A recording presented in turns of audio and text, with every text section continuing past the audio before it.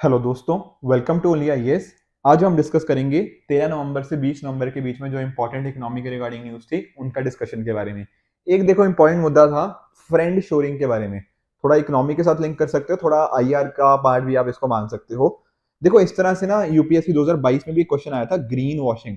और सिंपली अगर आप उसका मीनिंग बस पता होता ना कि ग्रीन वॉशिंग का मतलब क्या है, दैट शुड हैव बीन कि आपको उसके +2 मार्क्स मिल गए होते। तो इसी वजह से हम यहाँ पे आज डिस्कस करेंगे फ्रेंड शोरिंग के कॉन्सेप्ट को। अभी अभी देखो जो सेक्रेटरी हैं यूएस की, उन्होंने ये वर्ड को यूज किया है, ठीक है। इससे पहले भी वो यूज करते रहे हैं और भी बहुत सारे लोग, पर इसका मीनिंग एक बार समझ लेते हैं। देखो आप जानते हो कि जब भी हम एक जगह से दूसरी जगह कुछ ना कुछ आपस में लिंकेज की बात करते हैं, मान लो एक कंट्री यहाँ पर है, दूसरी कंट्री यहाँ पर है।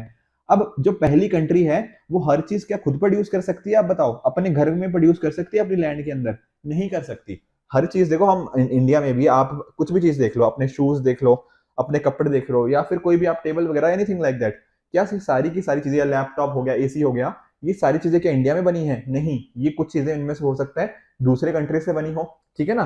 तो जो हमारी जो किसी भी चीज की जब मैं बात करता हूँ सप्लाई चेन, तो सप्लाई चेन बहुत ही ग्लोबली अलग अलग जगह पे देखने को मिलती है, ठीक है ना। तो इस वजह से होता क्या है, हमारी डिपेंडेंसी दूसरी कंट्रीज के ऊपर बढ़ जाती है, ठीक है। तो हमें ये डिपेंडेंसी उतनी ज्यादा भी नहीं करनी चाहिए कि कल को उसके ऊपर ही बहुत ज्यादा एक्सेसिवली डिपेंडेंट हो जाए।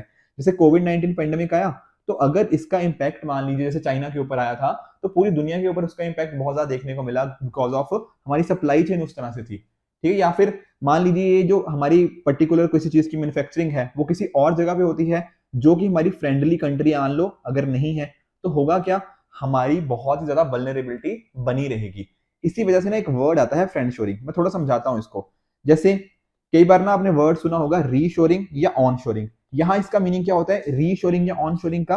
अगर हम कोई प्रोडक्ट को अपने घर पर ही बनाएं, मतलब अगर इंडिया के अंदर ही हम प्रोडक्ट्स को बना रहे हैं, उसका मतलब क्या हो गया, रीशोरिंग या ऑन शोरिंग। एक और वर्ड आता है उसका, वो क्या है, नियर शोरिंग। अब देखो नियर वर्ड क्या होता है, नियर शोरिंग, नियर मतलब अपने आसपास। तो जैसे इंडिया हो गया, तो इंडिया कहाँ पे प्रोडक्शन करे, अपनी नेबरिंग कंट्रीज में। मान लीजिए हमने कुछ प्रोडक्शन कर ली, श्रीलंका के अंदर कर ली, नेपाल के अंदर कर ली, भूटान के अंदर कर ली, ठीक है ना, बांग्लादेश के अंदर कर ली। ये क्या है, ये नियर शोरिंग, हमारे आसपास की कंट्रीज में प्रोडक्शन हो रही है। तो उसी तरह से एक वर्ड होता है अलाइड शोरिंग कह लो या फ्रेंड शोरिंग कह लो। यहाँ क्या मीनिंग है, यहाँ मीनिंग बस वही है, कहाँ पे प्रोडक्शन करनी है, अपने फ्रेंड के वहां पे, अपने एलाई के वहां पे। जैसे इंडिया और मान लो अगर आप यूएस को, इंडिया और यूएस एक तरह से अलाई मानते हो ना, जहां पर दोनों की क्या है, सिमिलर वैल्यूज हैं। हम भी एक डेमोक्रेसी हैं, ठीक है, वर्ल्ड की बिगेस्ट डेमोक्रेसी है। यूएस क्या है, वर्ल्ड की ओल्डेस्ट डेमोक्रेसी। हम भी एक चाहते हैं कि एक तरह से प्रॉपर ऑर्डर हो दुनिया के अंदर, ठीक है। तो इस तरह की बातें अगर हम चाहते हैं, तो हम क्या करें, हम अपनी सप्लाई चेन को वहां पर सेटअप करें। देखो एग्जांपल समझो, मान लो इंडिया का कोई प्रोडक्शन बहुत ज्यादा चाइना के अंदर हो रहा है, ठीक है, तो वहां पे कोई प्रोडक्शन हो रहा है, तो हमारी डिपेंडेंसी बढ़ जाएगी, जो सप्लाई चेन है उसके रिगार्डिंग फ्रेजिलिटी बढ़ जाएगी, ठीक है ना। तो जरूरत क्या है, जरूरत है कि अगर हम किसी और पर्टिकुलर कंट्री के साथ कुछ इस तरह के एग्रीमेंट्स के अंदर आए, तो वो कंट्री कौन होनी चाहिए, हमारी फ्रेंड होनी चाहिए, जिसके साथ हमारे सिमिलर इंटरेस्ट हो। आई बात समझ में? तो ये यूएस वालों ने बोला है कि हम फ्रेंड शोरिंग के कॉन्सेप्ट की तरफ बढ़ रहे हैं, जहाँ पे एज इन ना की कोशिश कर रहे हैं इस चीज के अंदर। बहुत सारी आप देख सकते हो ये जो एडमिनिस्ट्रेटर ऑफ यूएस एजेंसी जो रहे हुए हैं पहले, ठीक है। तो 3 वर्ड हमने सीखे, कौन से? एक वर्ड था रीशोरिंग कह लो या ऑन शोरिंग, जहां मीनिंग क्या है कि प्रोडक्शन उसी जगह पे हो रही है, उसी कंट्री के अंदर हो रही है। दूसरा वर्ड क्या था, नियर शोरिंग। नियर शोरिंग का मतलब क्या, अपनी नेबरिंग कंट्रीज के अंदर, ठीक है। और तीसरा वर्ड क्या था, फ्रेंड शोरिंग कह लो या फिर एलाइड शोरिंग कह लो। इसका मतलब क्या था, उन पर्टिकुलर कंट्रीज के साथ जहां पर थोड़ा हमारे साथ ट्रस्ट है, उनका सिमिलर वैल्यूज हम शेयर करते हैं, वो सारी चीजें यहाँ पे हम बात कर सकते हैं, ठीक है। तो इसका मीनिंग होता है फ्रेंड शोरिंग, ठीक है। यूपीएससी के लिए रेलेवेंट क्या है, वो यही सिंपली पूछेगा कि friend shoring recently seen in the news is related to what, और वो हमने पता लग गया कि उसका मीनिंग होता क्या है। अब बहुत सारे लोगों ने इसको एक अच्छी पॉलिसी भी माना है कि ये डेफिनेटली इसके बहुत सारे पॉजिटिव्स हैं, कुछ लोगों ने इसके नेगेटिव्स भी बोले हैं। जैसे आप देख लीजिए डॉक्टर रघुराम राजन जी, ठीक है ना, बहुत ही रिस्पेक्टेड पर्सन है, ठीक है, करंटली मतलब गवर्नर रहे हैं हमारे आरबीआई के, एंड शिकागो यूनिवर्सिटी में अभी भी प्रोफेसर भी हैं। तो यहाँ पे इन्होंने बोला है कि फ्रेंड शोरिंग तभी अच्छी है जब हम कहीं ना कहीं वहां क्या करें, जब ये नेशनल सिक्योरिटी वाले लिंक्ड मुद्दों के साथ रिलेटेड हो। पर अगर हम हर चीज को यहाँ पे कवर करने लग जाएंगे, तो इसका हमारे ऊपर नेगेटिव इंपैक्ट भी आ सकता है। तो पॉइंट क्या था, पॉइंट था इस मीनिंग को समझना, इस वर्ड को समझना, इस टर्म को, ताकि जब यूपीएससी पूछे हम उसको टैकल कर पाए। जब यूपीएससी की तैयारी करते हो, हमें भी इस तरह से ही पढ़ना पड़ता है कि जो चीजें रेलेवेंट हो हम वो पढ़ें, एवरीथिंग अंडर द सन पढ़ने की जरूरत नहीं है, जो इंपॉर्टेंट है यूपीएससी जो पूछता है उस तरह से तैयारी करें। इवन हमारे कोर्सेज के अंदर भी यही सारी चीजें इंश्योर कर जाती हैं कि आपको प्रॉपर कोर्स यहाँ पे डिस्कस किया जाता है, जहां पर जो भी इंपॉर्टेंट चीजें होती हैं वो सारी बहुत अच्छे से पढ़ाई जाती हैं। बाकी बहुत सारे नए फीचर्स भी इसके अंदर ऐड किए गए हैं, चाहे वेकअप ऑफिसर हो गया, आपकी प्रिपरेशन को चेक करते रहने के लिए कि वो सही डायरेक्शन में जा भी रहे हो या नहीं जा रहे हो। आपको एक तरह से अगर कुछ इश्यूज आते हैं तो वॉर रूम्स भी यहाँ पे हैं, ठीक है ना। उस तरह से आपको लास्ट में अच्छी रिवीजन के लिए भी आपके पास revision modules, ultra revision prelims module, ये सारी चीजें प्रोवाइड करी गई हैं। अगर आप प्रारंभ कोर्स ज्वाइन करना चाहते हो तो आप vt.onlyas.in पे जा सकते हो। इनकेस आपको कुछ डाउट्स हो तो इन नंबर पे भी कांटेक्ट कर सकते हो। चलते हैं दूसरे आर्टिकल की तरफ। दूसरा आर्टिकल था हमारा लंदन स्टॉक एक्सचेंज के कॉरस्पॉन्डिंग। देखो जैसे यूरोप है ना, ठीक है ना, यूरोपियन यूनियन की बात नहीं कर रहा, यूरोप के एज अ कॉन्टिनेंट की बात कर रहा हूँ। तो यूरोप के अंदर ना जो लंदन स्टॉक एक्सचेंज था, ठीक है ना, यहाँ पर इनकी जो मार्केट कैपिटलाइजेशन थी वो सबसे ज्यादा हुआ करती थी। पर अब क्या हुआ है, अब पेरिस जो के कॉरस्पॉन्डिंग जो स्टॉक एक्सचेंज है उसकी सबसे बड़ी मार्केट कैपिटलाइजेशन हो गई है। अब आप सोच रहे होंगे सर ये आप कह क्या रहे हो, मार्केट कैपिटलाइजेशन, इसका मीनिंग क्या होता है? देखो समझाता हूं। जैसे मान लीजिए आपने कभी शेयर खरीदा है, किसी ना किसी का खरीदा होगा। जैसे मान लो रिलायंस का देखा है, रिलायंस का शेयर मान लो 2500 का चल रहा है, एग्जांपल ले रहा हूं, ठीक है। रिलायंस का जो मार्केट में शेयर ट्रेड हो रहा है 2500 का हो रहा है, और टोटल नंबर ऑफ शेयर्स कितने हैं रिलायंस के, ठीक है। कुछ नंबर ऑफ शेयर्स होंगे कि टोटल नंबर ऑफ शेयर्स है कितने रिलायंस के, मान लो 1 लाख शेयर्स हैं रिलायंस के, ठीक है। तो होगा क्या, ये क्या हो गया, शेयर प्राइस, ठीक है। शेयर की कितनी वैल्यू है उसका शेयर प्राइस, ये क्या हो गया, नंबर ऑफ शेयर्स।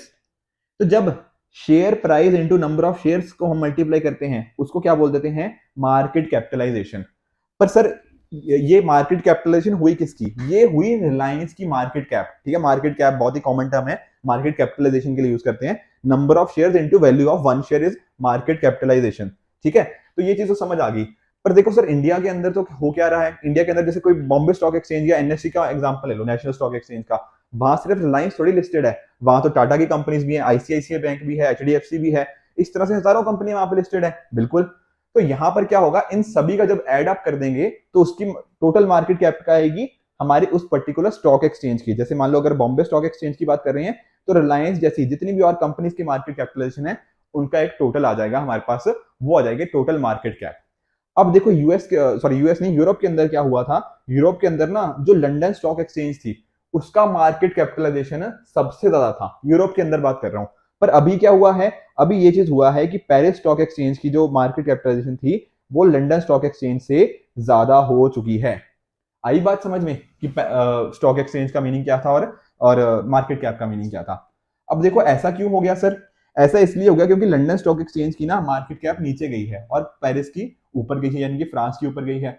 अब आप खुद सोचो ऐसा क्यों हुआ होगा। देखो पहले तो ना कई बार हमने वैसे भी देखा कि यूएस की यूएस नहीं, यूके की थोड़ी इकोनॉमी नीचे जा रही थी, ठीक है ना। और साथ ही साथ आप जानते हो कि जैसे कोविड-19 पेंडेमिक आया, ठीक है, रशिया यूक्रेन का जो इशू चल रहा है, ठीक है, उसके बाद जो अभी ऋषि सुनक के जो पहले प्राइम मिनिस्टर थी लिज ट्रस, उनके द्वारा एक तरह का मिनी बजट लेकर आया गया और वो काफी एक फेल हो गया उस टाइम पे वो बजट, राइट। तो उनकी इकोनॉमी में बहुत ही ज्यादा नेगेटिव इंपैक्ट आया है। साथ ही साथ यूके की इकोनॉमी में हमें इन्फ्लेशन बहुत ज्यादा देखने को मिलेगी थी, ठीक है, बाकी लोगों की जॉब लॉसेस हो रही थी।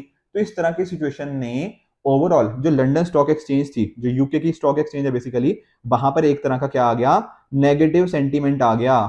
वहां पे लोग इन्वेस्ट नहीं कर रहे थे वहां के शेयर मार्केट के अंदर, अगर नहीं करेंगे तो क्या होगा, ऑब्वियसली मार्केट कैप नीचे गई जाएगी। तो यही चीज हमें इस पर्टिकुलर कॉरस्पॉन्डिंग यहाँ पे देखने को मिला है लंदन स्टॉक एक्सचेंज के साथ।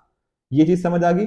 पर आप सोच रहे होंगे कि सर ये कोविड-19 हो गया, रशिया यूक्रेन क्राइसिस, ये सारी चीजें तो हमारे पेरिस के भी इम्पैक्ट देखे होगा, फ्रांस को भी तो देखना पड़ा होगा ये सारी चीजें।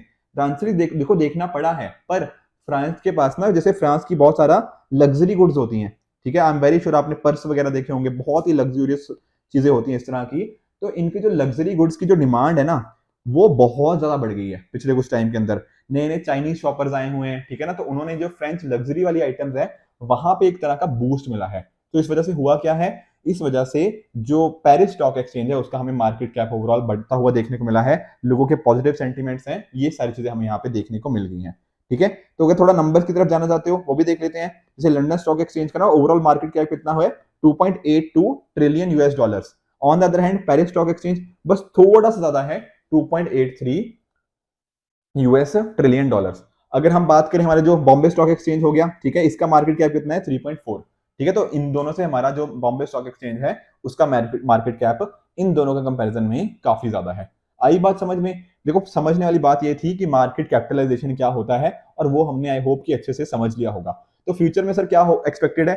फ्यूचर में देखो यही एक्सपेक्टेड है कि यूके की इकोनॉमी अभी स्ट्रगल कर रही है, थोड़ा टाइम और भी स्ट्रगल करती रह सकती है, एंड उसके बेसिस पे हम एक्सपेक्ट कर रहे हैं कि फ्रांस की जो स्टॉक एक्सचेंज है, जो पेरिस स्टॉक एक्सचेंज है बेसिकली, वो आगे ग्रो करेगी।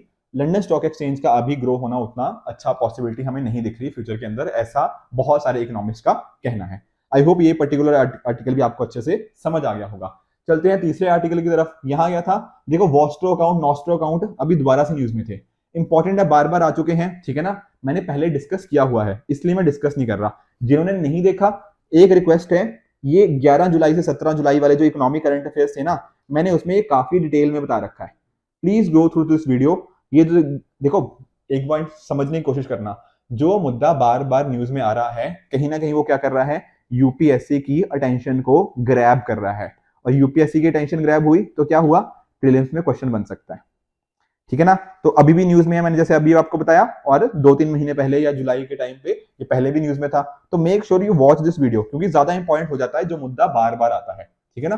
तो इंश्योर कि आप इस वीडियो देखने के बाद इस पर्टिकुलर लेक्चर को अच्छे से देखोगे, 11 जुलाई से 17 जुलाई वाले वीडियो को भी, राइट है।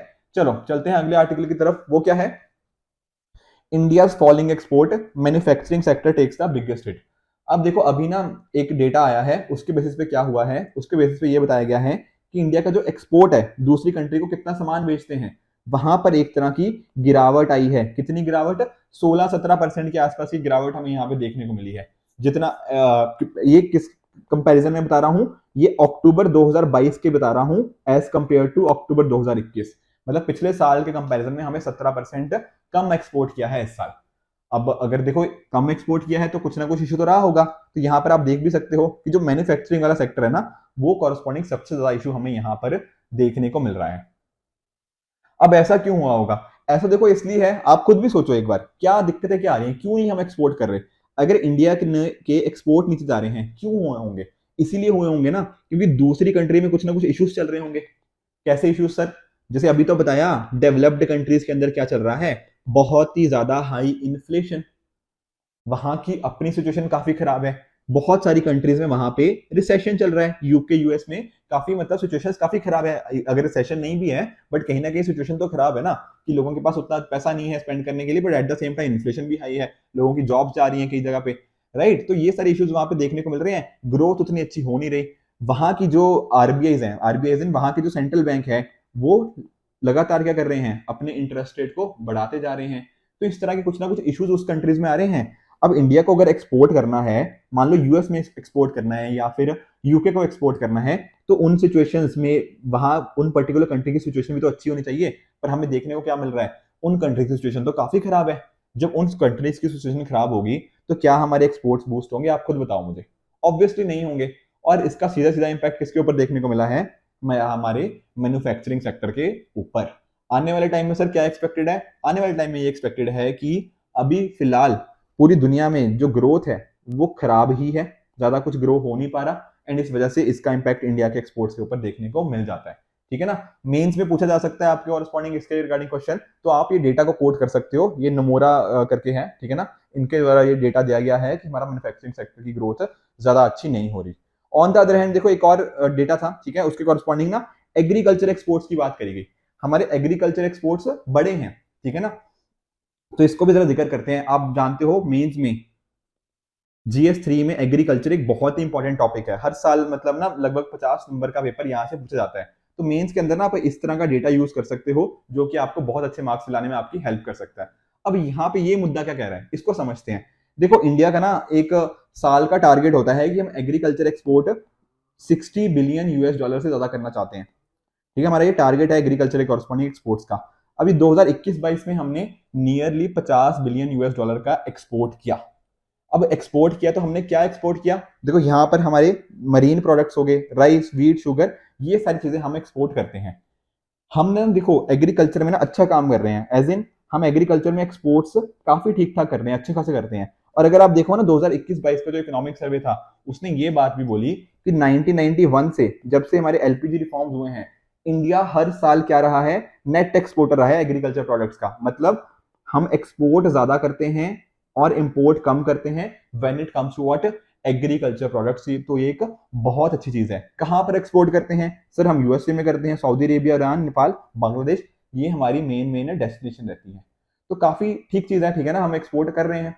पर अभी वाला जो मुद्दा यहाँ पे राइटर उठा रहे हैं, वो ये मुद्दा उठा रहे हैं कि एक्सपोर्ट ग्रो हुए हैं डेफिनेटली, पर पिछले कुछ टाइम के अंदर हमारे इंपोर्ट भी बहुत तेजी से बढ़ रहे हैं। और इसका पीछे का रीजन क्या है? Vegetable oils. देखो समझाता हूं, ये देखो, जैसे आप ना 2012-13 का लेके चलो, यहाँ एक्सपोर्ट कितने थे? 41, इंपोर्ट कितने थे? 18-19, ठीक है ना, इतने आसपास थे। अब यहाँ पर देखो हमारे ना काफी हद तक एक्सपोर्ट बढ़ते जा रहे हैं। हमारा एक्सपोर्ट यहाँ पे देखो 50 भी पहुंच गया, पर इंपोर्ट देखो, इंपोर्ट भी तो बहुत तेजी से बढ़ रहे हैं। अगर मैं पिछले साल से थोड़ा कंपैरिजन कराता हूँ, 2020-21, यहाँ देखो 41 नियरली हमारा एक्सपोर्ट था, 21 नियरली हमारा क्या था? इंपोर्ट था। तो नियरली हमारा सरप्लस कितना था? 20 का, ठीक है ना। ये देखना मिलियन डॉलर्स के अंदर मैं बात कर रहा हूँ। और यहाँ पर 2021-22 में क्या हुआ? हमारे एक्सपोर्ट बढ़े, 41 से ये 50 हो गए। पर ये भी तो इंपोर्ट भी तो क्या हुआ? 21 से हमारा बढ़ के कहाँ आ गया? 32 के ऊपर। तो हमारे एक्सपोर्ट बढ़ रहे हैं, नो डाउट अबाउट इट, पर हमारे जो इंपोर्ट हैं वो बहुत ज्यादा तेजी से बढ़ रहे हैं, और इसका हमें नेगेटिव इंपैक्ट हमारे ऊपर आ सकता है। और यही हमारे जो सरप्लस हमारे पास था ना, वो धीरे धीरे हो सकता है फ्यूचर में ये कम होता रहे। तो ये राइटर यहाँ पे यार बात उठा रहे हैं। अब सर ऐसा बढ़ क्यों रहा है, हमारे इंपोर्ट बढ़ क्यों रहे हैं इतनी तेजी से? इसके पीछे का देखो क्या कारण है। कारण यही है, वेजिटेबल ऑयल इंडिया में उतनी प्रोडक्शन नहीं हम कर पा रहे, एंड कॉरस्पॉन्डिंग हमें इसका इंपोर्ट कंसिस्टेंटली बढ़ने को देखने को मिल रहा है। फ्रेश फूड हम इंपोर्ट कर रहे हैं, पल्सेस, दालें, ठीक है ना, स्पाइसेस, कैश्यू, काजू वगैरह, ये सारी चीजें भी हम दूसरी कंट्रीज के ऊपर डिपेंडेंट हो रहे हैं, इनको इंपोर्ट करवाना पड़ रहा है हमें दूसरी कंट्रीज से कॉरस्पॉन्डिंग।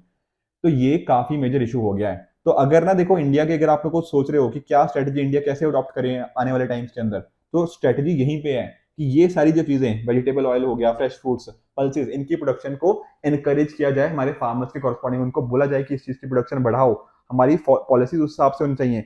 हो सकता है कुछ चीजों के कॉरस्पॉन्डिंग अगर एमएसपी कम है तो वो मुद्दा भी देखा जा सकता है। हमारा जो प्रॉपर इंफ्रास्ट्रक्चर है वो इस हिसाब से बनाया जाए जो कि सूटेबल हो इन पर्टिकुलर आइटम्स के कॉरस्पॉन्डिंग। आई बात समझ में कि कैसे क्या चीज हो सकती है? और ये सारी चीजें ना आपको थोड़ा एक बेसिक आइडिया होना भी चाहिए क्या कितना इंपोर्ट करते हैं, क्योंकि इसके कॉरस्पॉन्डिंग ना यूपीएससी प्रीलिम्स में भी हमसे क्वेश्चन पूछे जा चुके हैं, एज वेल एज मेल्स में भी हमें ये कोड करने में हेल्प कर सकता है अगर हम डेटा को यूज करें। तो ये सारी चीजें हमें पता होनी चाहिए। इसके साथ ही अगर आप देख लो कि एक्सपोर्ट क्या करते हैं सर, हम एक्सपोर्ट मैंने आपको बताया भी मरीन प्रोडक्ट्स करते हैं, उसी तरह से हमारे चावल, राइस को बहुत एक्सपोर्ट किया जाता है, चाहे वो नॉन बासमती हो गया और बासमती भी, बहुत ज्यादा हम इसको एक्सपोर्ट करते हैं राइस को, ठीक है ना। और राइस को एक्सपोर्ट कर रहे हैं तो क्या एक्सपोर्ट कर रहे हैं? एक तरह से पानी एक्सपोर्ट कर रहे हैं। वो कैसे? देखो चावल देख लो, चावल लगाने के लिए क्या चाहिए? बहुत बहुत ज्यादा पानी। चावल क्या है? एक तरह की वाटर इंटेंसिव क्रॉप है। आए बात समझ में? पानी बहुत ज्यादा यूज होता है इसको, चावल को लगाने के लिए। तो होता क्या है, चावल लग गया, फिर चावल क्या जाएगा? चावल जाएगा किसी और कंट्री में, ठीक है ना। जब दूसरी कंट्री में हम एक चावल को एक्सपोर्ट कर रहे हैं, साथ में पानी भी तो एक्सपोर्ट कर रहे हैं एक तरह से। हमारा जो ग्राउंड वाटर था वो जो राइस के अंदर यूज हुआ उसको भी तो एक्सपोर्ट हुआ। इसी को हमारा जो इकोनॉमिक सर्वे वो क्या बोलता है? Virtual water export. हमें दिख नहीं रहा कि पानी हम एक्सपोर्ट कर रहे हैं, पर एक्चुअल में पानी एक्सपोर्ट कर रहे हैं। और जो पीछे हमारे पंजाब के अंदर जो ग्राउंड वाटर इतना नीचे चला गया, या और अलग अलग एरियाज के अंदर ग्राउंड वाटर हमें, जो उसका लेवल नीचे जा रहा है, उसके पीछे का कारण क्या है? यही तो है, ठीक है ना। तो ये पॉलिसीज आपको इन डेटा के थ्रू सब्सटेंशिएट करोगे ना, बहुत अच्छा लगेगा, एग्जामिनर को समझ जाएगा साफ साफ कि आप कहना क्या चाहते हो।